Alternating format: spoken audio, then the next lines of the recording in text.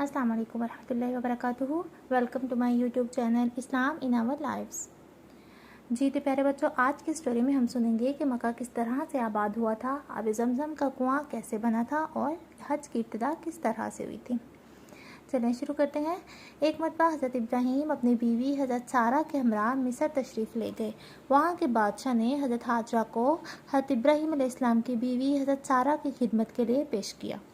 उस वक़्त तक हज़रत सारा की कोई औलाद नहीं थी।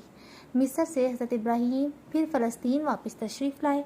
हज़रत सारा ने खुद हज़रत हाजरा का निकाह हज़रत इब्राहीम अलैहिस्सलाम के साथ करवा दिया। बुढ़ापे में अल्लाह ताला ने हज़रत हाजरा को हज़रत इस्माईल अलैहिस्सलाम दिए। कुछ अरसे बाद हज़रत सारा को भी अल्लाह ताला ने औलाद दे दी, जिनका नाम हज़रत इसहाक था। अल्लाह ताला के हुक्म से हज़रत इब्राहीम ने अपनी बीवी हज़रत हाजरा और अपने बेटे हज़रत इस्माईल अलैहिस्सलाम को मक्का मुकरमा के चटियल मैदान में बैतुल्लाह के करीब छोड़ दिया। आपने वहाँ पर दुआ की, ऐ हमारे परवरदिगार, मैंने अपनी कुछ औलाद को आपकी हुर्मत वाले घर के पास एक ऐसी वादी में ला बसाया है जिसमें कोई खेती नहीं होती। हमारे परवरदिगार, ये मैंने इसलिए किया ताकि ये नमाज कायम करें, लिहाजा लोगों के दिलों में उनके लिए कशिश पैदा कर दीजिए और उनको फलों का रिज़्क़ अता फरमाइए ताकि वो शुक्रगुजार बने। हज़रत इब्राहीम अलैहिस्सलाम की दुआ ऐसी कबूल हुई कि दुनिया भर के मुसलमानों के दिल मक्का मुकरमा की तरफ खींचे चले जाते हैं। चनाचे हर मुसलमान की ये ख्वाहिश होती है कि वो कम से कम एक मरतबा अल्लाह ताला के घर की ज़रूर ज़ियारत करे। और फलों की अफराद का ये आलम है कि दुनिया भर के फल बड़ी तादाद में वहाँ मौजूद हैं। जब खाने पीने के लिए कुछ ना रहा तो हज़रत हाजरा ने वहाँ पर बेचैन होकर करीब की पहाड़ियाँ, जिनका नाम सफ़ा और मरवा था, वहाँ पर वो पानी की तलाश में दौड़ी, कभी सफ़ा की तरफ और कभी मरवा की तरफ। जहाँ से पानी का चश्मा वहाँ पर आबे ज़मज़म जारी हुआ और वो हज़रत इस्माईल अलैहिस्सलाम की एड़ियाँ रगड़ने से हुआ। जहाँ पे वो एड़ियाँ रगड़ रहे थे ना, वहाँ से पानी का चश्मा फूट पड़ा। कुछ मुद्दत के बाद एक कबीला बनु जुरहम का उधर से गुज़र हुआ। उन्होंने वहाँ पर पानी देखा तो उन्होंने हज़रत हाजरा से क़याम की इजाज़त चाही। हज़रत हाजरा ने वहाँ पर उनको क़याम करने की इजाज़त दे दी। इस तरह से फिर आहिस्ता आहिस्ता जो है वो मक्का आबाद होना शुरू हो गया। फिर एक मरतबा हज़रत इब्राहीम अलैहिस्सलाम को ख्वाब में दिखाया गया कि वो अपने अकलौते बेटे हज़रत इस्माईल को ज़िबा कर रहे हैं। नबी का ख्वाब सच्चा हुआ करता है। चनाचे अल्लाह ताला के इस हुक्म की तामील के लिए वो फ़ौरन फ़लस्तीन से मक्का मुकरमा पहुँच गए।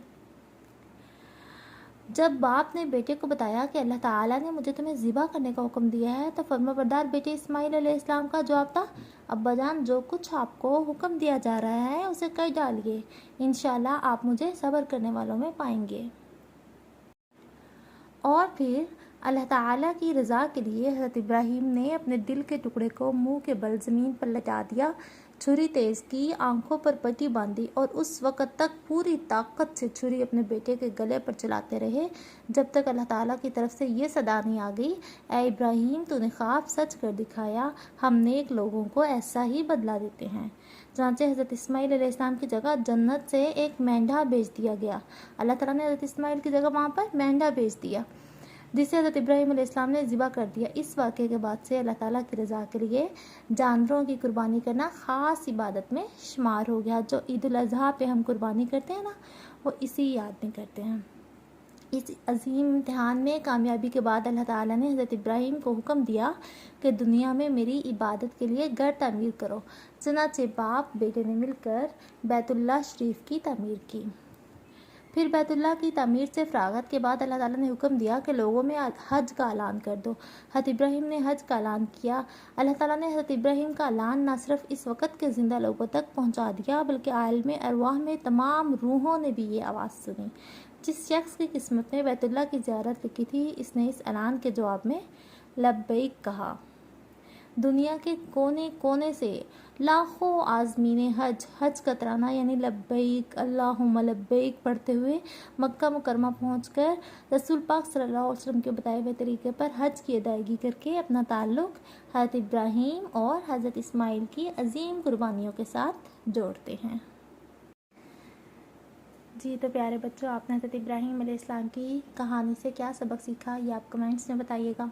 آپ نے دیکھا کہ حضرت ابراہیم علیہ السلام کی زندگی میں کتنی بہت ساری مشکلات آئیں، لیکن انہوں نے ہر مشکل میں ثابت قدمی دکھائی اور وہ اللہ تعالیٰ پہ ایمان رکھتے رہے، بھروسہ کرتے رہے۔ اسی طرح ہماری زندگی میں بھی بہت سی مشکلات آتی ہیں، ہمیں بھی اللہ تعالیٰ پہ بھروسہ رکھنا چاہیے کہ وہ ہماری ہر مشکل کو آسان کر دیں گے انشاءاللہ۔